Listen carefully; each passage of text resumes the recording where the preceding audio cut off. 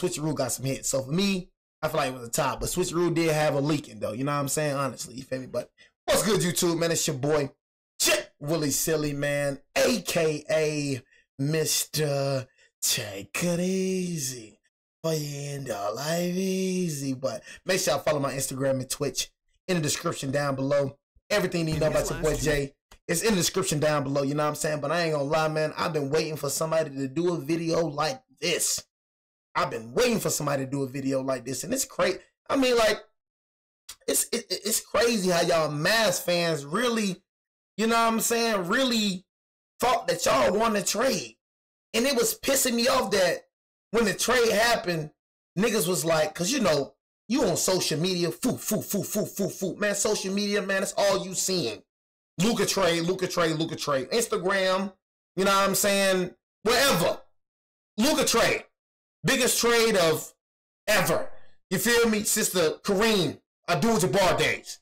But the Mavs fans, the barbecue fans, see barbecues, it's like, I honestly feel sorry for you, gang. That's why I haven't been reacting to y'all, because it's like, you know, y'all one more injury from forfeiting all your games? Y'all know these barbecues and sent my nigga 80 to the G League? So the question is, barbecues, are y'all going to re-sign 80? Are y'all going to re-sign Kyrie? Because no cap, we could go back and get 80 if we really want to do that, though.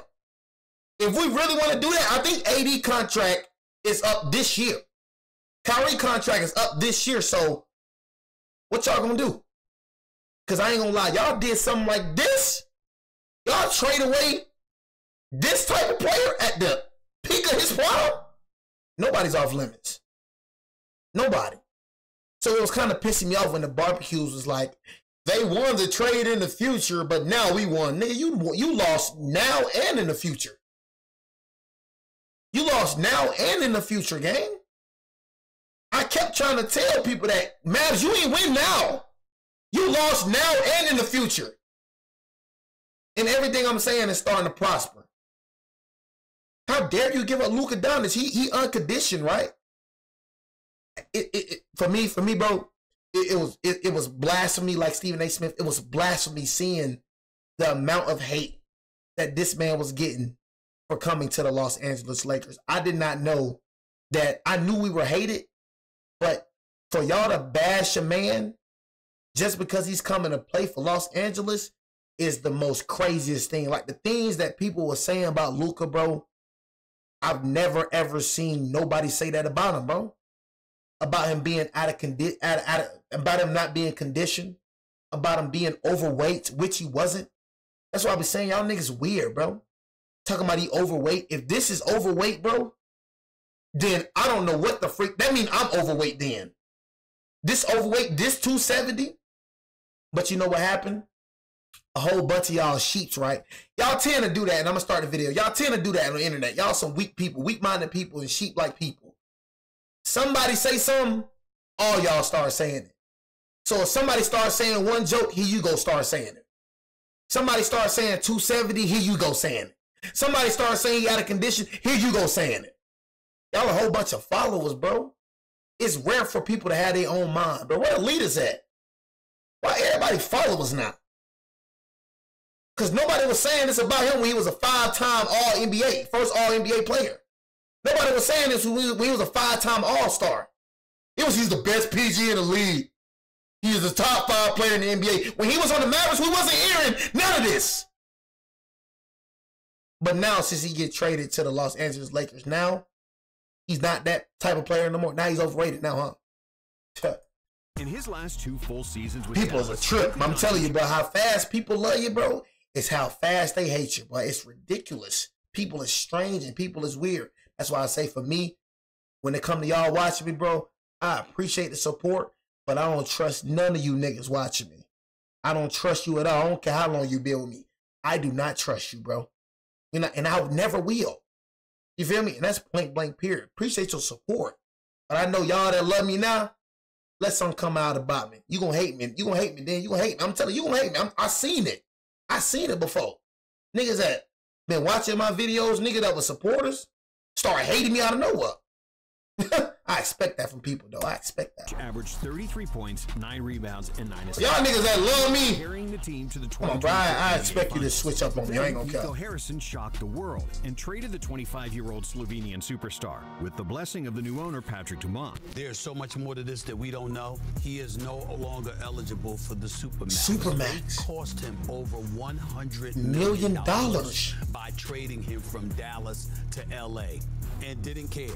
Many people called this the dumbest trade in NBA history. Hundreds of Mavs fans protested and demanded Nico to leave, but the nightmare was far from over. Since the Luka trade, everything else has turned to shit. First, AD got hurt, then Gafford went down, which left a Mavs. This nigga got hurt his first game. This has to be the most craziest junk. Nigga got hurt his first game playing as a Dallas Mavericks. Everything else has turned to shit. First, AD got That's hurt. embarrassing. AD Gafford ain't gonna went count. down, That's which embarrassing, left bro. the Mavs without a proper big man, as Derek Lively was also injured. But then the final blow came when Kyrie blew out his ACL. As a direct correlation to the Doncic trade, because Irving led the NBA in minutes played since that fateful trade.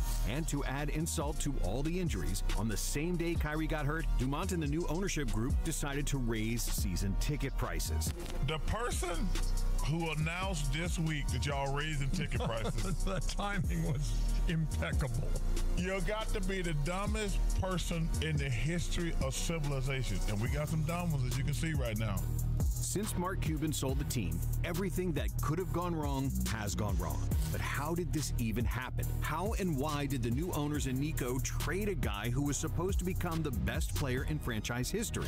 The answer to that dates back to October of 2023, when longtime owner Mark Cuban sold the majority stake of the franchise to the Adelson family for a hefty price of $3.5 billion. Dallas Mavericks owner Mark Cuban has agreed to sell the majority of his stake in the team. The family of Miriam Adelson, the widow of the GOP donor and casino magnate Sheldon Adelson, have already entered into binding purchase agreements with Cuban to acquire majority ownership of the team. That's why I'm telling. We already know this, bro. That's what I'm trying to tell y'all barbecue fans. Y'all Mavericks fans, bro, y'all need to come over to us, bro. Come over. I know you probably don't like us because, you know, you was an op. You know what I mean? I was giving y'all straight hell. I know. I understand that. But you might as well just come over here because these people right here, this woman that you looking at right here, is casino owners, bro. They're not Mark Cuban. They don't care about basketball like we do. We cherish basketball. We love basketball. 17 championships to prove it. These people care about casinos. They bought this team to expand casinos. They're trying to tank this team. They're trying to be the worst team in the NBA, so they have no other choice but to move to Las Vegas, because that's where the casinos are located. They can't build casinos in Dallas, bro. These are casino owners, and we keep trying to tell y'all this. Y'all finna be the Las Vegas Mavericks. So if you from Dallas, gang, you're not finna have an NBA team. So you might as well just follow. Look, they betrayed you, and they betrayed your boy Luka. So you might as well just be a part of the Los Angeles Lakers, right? They betrayed you, and they betrayed. What, you finna follow owners that betrayed you? It betrayed your favorite player? You for real? Team. The Adelsons are the founding family of Las Vegas Sands, the third largest casino company in the U.S. And the president and COO of the company, Patrick Dumont, didn't buy the Mavericks just to have a basketball team. So I think Dallas as a community is a great place to do business. Dumont married into the Adelson family, and as Miriam Adelson's son-in-law, he quickly rose through the ranks and became the company president. When he bought the Mavericks, Dumont did it with a clear goal: to legalize gambling in Texas and build a huge resort in Dallas that would include a casino, convention center, restaurants, and a new arena for the Mavs. Dumont also said that he wants to make the Mavericks the #1 team in the world in the next 20 years. And that would have been a problem if he inherited a struggling franchise nowhere near the playoffs, but he didn't. He inherited a team that just went to the NBA Finals, largely because of one man, Luka Doncic. And even though the blame for the Luka trade largely fell on Nico Harrison's shoulders, it was Dumont who gave Harrison the green light. It's not Nico. That's what I'm trying to say. Like, Nico is getting all the blame, but it's not Nico, gang. So a nigga been trying to tell Nico, like, it's not even Nico, bro. Like, bro, it's just like, what Nico gonna tell the owner no? The owner tell Nico, trade Luka Doncic. No. Okay, you're fired. Nigga think you finna risk his job for y'all niggas to keep y'all happy? Whole time he jobless, trying to be loyal to y'all niggas. And then the owner trade Nico regardless. The owner trade Luka regardless. Y'all think Nico owned the team? Do y'all know how this works? Nico is not the owner of the team. Everything that goes on with the team has to go through the owner. So it's a guy that you don't see making the calls, not Nico. Nico the one doing what the owner told them to do. So players getting released, who you think making them calls? GMs? Who you think? GMs make moves for sure, but GMs don't make moves like this. Y'all see what I said? GMs make moves without the owner's consent. Yeah, heck yeah. But when it comes to superstars, oh no. Ain't just the GM, it's the owners now. You seen what Joe was not thinking about re-signing Saquon Barkley. Who came in that room with him? The owner? John Mara came in that room. When you dealing with superstars, nigga, GM ain't just finna deal with that on his own. Oh no, the owner and GM finna have some discussions, especially trading a nigga like this. You think this was on Nico? You think this was all Nico right here trading a nigga like this, who was eligible for the Supermax, but they got like $350 million? Niggas ain't trying to pay that nigga $350 million while they trying to build casinos. Trade largely fell. I'm saying niggas blaming Nico, man. Nico ain't the reason for this, bro. I promise you, Nico didn't want to trade this nigga. But shoot, nigga, gotta keep his job, so gotta do what the boss say. Because of boss want to release Luka? Doncic. And gotta release Luka. Luka. For the Luka trade largely fell on Nico Harrison's shoulders. It was Dumont who gave Harrison the green light, clearly showing that he's not afraid to piss off an entire fan base. This is crazy, man. We went to the NBA Finals. Why are we trading the best player, the franchise player? But what made matters exponentially worse was that after the trade, Dumont had nothing good to say about Luka. In my mind, the way teams win is by focus, by having the right character, by having the right culture, and having the right dedication to work as hard as possible to create a championship-winning outcome. And if you're not doing that, you're going to lose. If you look at the greats in the league, the people you and I grew up with, Jordan, Bird, Kobe, Shaq, they worked really hard every day with a singular focus to win. And if you don't have that, it doesn't work. And if you don't hard every Okay, I'm gonna say Jordan had help. Jordan could not have done what Luka done with the Mavericks. Jordan didn't make it to the conference finals without Scottie Pippen, but Scottie Pippen made it to the conference finals without Jordan. So you gotta understand that what's one thing that all these niggas had in common? They had help. It's not about him not working hard. He worked really hard. He made it to the finals last season, but jackass. Acting like, yeah, you weren't just in the finals, gang. It's not a regular team that you start owning. Team was just in the finals last year. I see the team with like 19 and, you know what I'm saying? 19 and like what? 52, whatever. I see the team was a below 500 team. I see, okay. But he not only took y'all to the finals last year, but without Kyrie Irving and all of them, Anthony Davis and all of them other guys, he took them to the conference finals as well. So I don't understand what you mean. I don't get it. With a singular focus to win. And if you don't have that, it doesn't work. And if you don't have that, you shouldn't be part of the Dallas Mavericks. Right. When Mark Cuban became the team owner back in 2000, he invested millions into the franchise with the clear goal that its players and the fans have the best possible conditions, including a state-of-the-art practice facility, the most expensive private plane on the market, as well as the highest quality chefs to ensure his staff and players enjoyed coming to work. It's a full buffet laid out in the locker room. Barbecue, beans, cornbread, biscuits, you name it. Links, all that, ribs. Right next to it is a cooler full of any beverage you would love. Mark showed up to games in jeans and t-shirts. Nigga that love basketball. Like a regular fan, yelled at the refs, and was quickly rewarded with love from Mavs fans and the entire Dallas community. But on the other hand, Dumont shows up to games in suits. He traded a guy who was supposed to become the best player in franchise history and showed that his main priority is making money. On March 3rd, 2025, amid all the injuries to the team and widespread hate towards management, the Dallas Mavericks are increasing their season tickets by an average of 8.61%.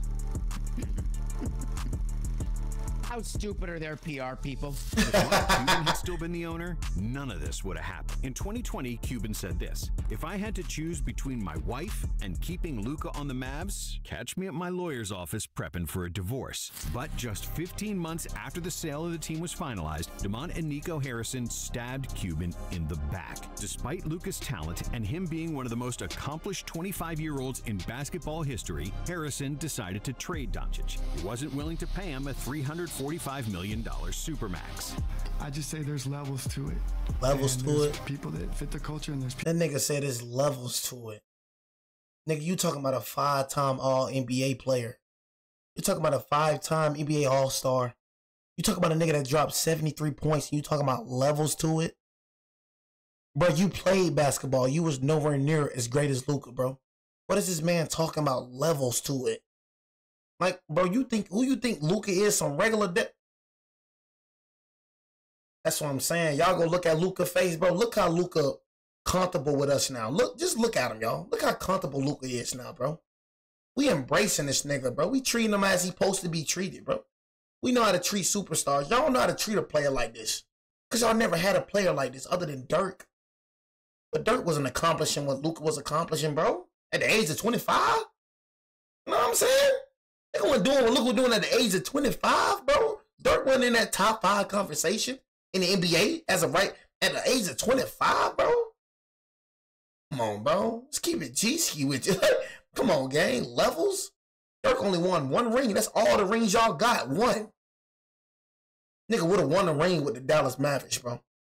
For sure. Max. I just say he said the fans appreciated Luka. Well, we appreciate Luka too. And not only do we appreciate Luka, our organization appreciates him. You know what I'm saying?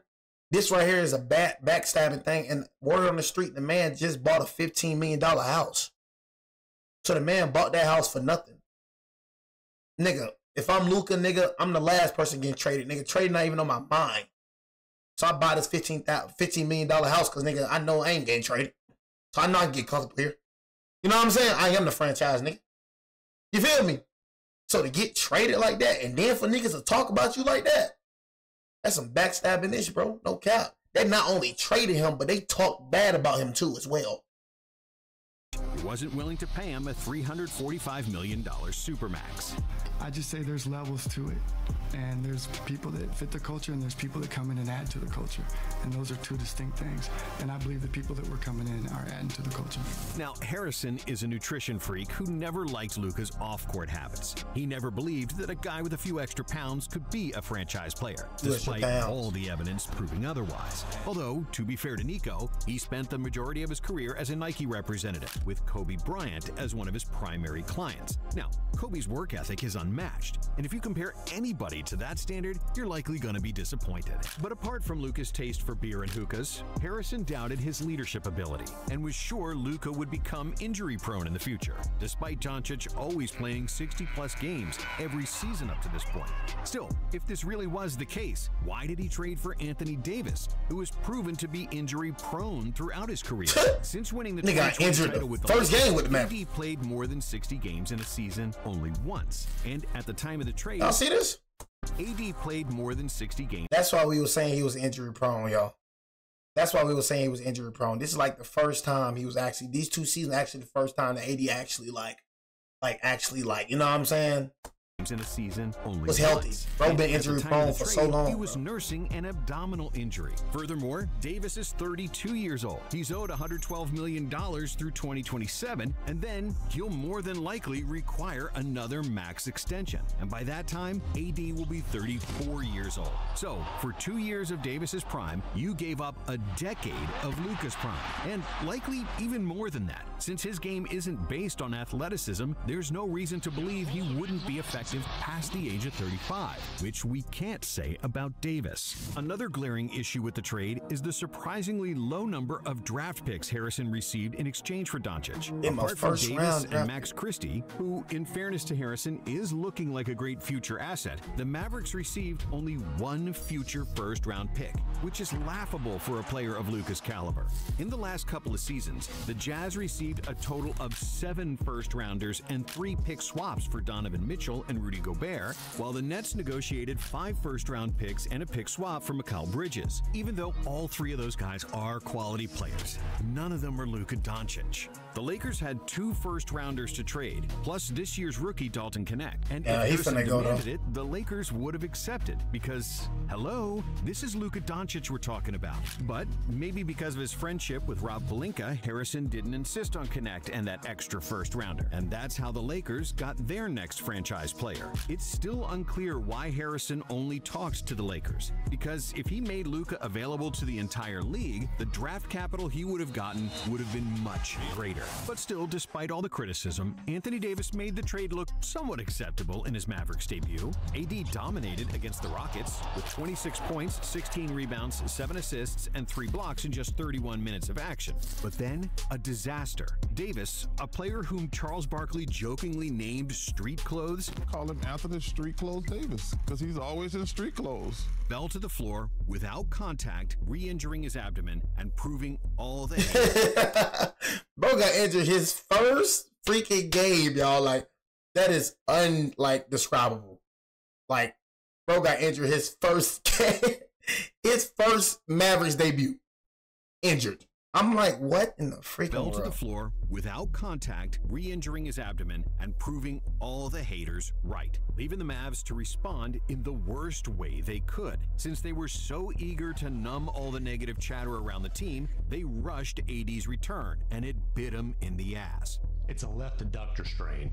He's going to miss at least multiple weeks, as Shams and I reported yesterday. They hope it's not more than a month. Just 1 day later, a fan got ejected from a game after saying, "Fire Nico," which is another thing that would have never happened if Cuban was still there. Now, we don't know if you believe in karma or basketball gods, but if there are some, they were pissed at Nico Harrison and Patrick Dumont, because just 3 days after Davis went down with an injury, center Daniel Gafford sprained his knee. Klay Thompson and PJ Washington also missed games, and without nearly all of their starting lineup, the shorthanded Mavs had to rely heavily on their last remaining star, Kyrie Irving. So, in February, Kyrie led all NBA players in minutes played, which proved to be a colossal mistake, because on March 3rd against the Kings, Kyrie landed awkwardly and grabbed his knee in pain, just like his mentor and idol Kobe Bryant, who led the NBA in minutes played in the month before he tore his Achilles. Kyrie then stepped to the free throw line and sank both freebies. Got it. The Lakers down by 2, and they want him and need him at the free throw line. Got it. But following the game, an MRI confirmed the worst possible scenario. Irving tore his ACL and would miss the rest of the season. Irving went down and immediately signaled for a trainer. The ACL tear was diagnosed this morning, and Irving will be out for the rest of this season and maybe next as well. And to add insult to all the injuries, Luka was thriving. On February 25th, the Lakers defeated the Mavericks in a game where Luka notched his first triple-double in purple and gold. It was part of an 8-game win streak for LA, with Doncic making the Lakers instant title contenders and showing the Mavs ownership how short-sighted they really were. And in the midst of everything, another transaction by Nico Harrison went largely unnoticed when he traded Quentin Grimes to Philadelphia for Caleb Martin. This deal made sense, in theory, because Grimes is an upcoming free agent and the Mavs would need to pay him more than Martin will earn next season. But in reality, the Mavs just got another injured player, while Grimes had been thriving in Philadelphia.